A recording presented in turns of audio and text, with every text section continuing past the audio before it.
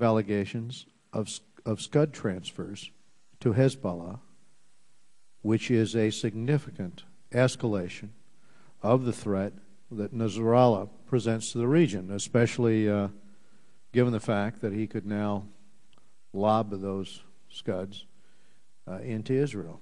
I was in Israel in August of '06 during the Hezbollah war, and I was in Haifa, and I remember at that time the lack of restraint on the part of the rocket attacks into the civilian sector of that town, into the business districts. At one point, the hospital, the trauma hospital, was targeted. I remember going into the trauma hospital and talking with some of the victims of those attacks. And Syria, of course, had manufactured the weapons, the rockets. There were 70,000 ball bearings in each one of them.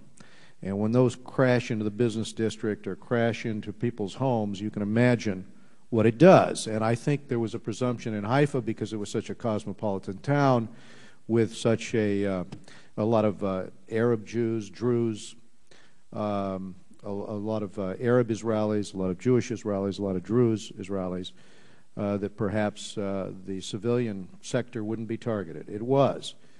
So now, looking back, and I remember going into a bunker at one point when we were shelled by rocket fire, I think ahead of the fact that if that was problematic, what is it going to mean when Hezbollah has this option with the Scuds?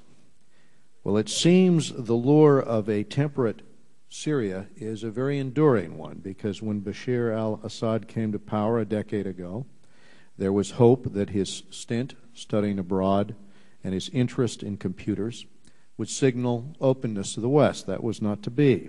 More recently, The Economist noted that the increasing popularity of sushi restaurants in Damascus was a sign that different winds are blowing in Syria. That's an interesting theory. For some time, it has become fashionable in diplomatic circles to believe that U.S. engagement with Syria would help to flip Damascus out of Iran's orbit. And this remains a theory. Days after the Obama administration announced its intention to return a U.S. ambassador to Damascus, Assad hosted Iran's Ahmadinejad and publicly ridiculed U.S. policy in the region. This was just after this. And, of course, Hassan Nasrallah, Hezbollah's leader, joined them for that meeting.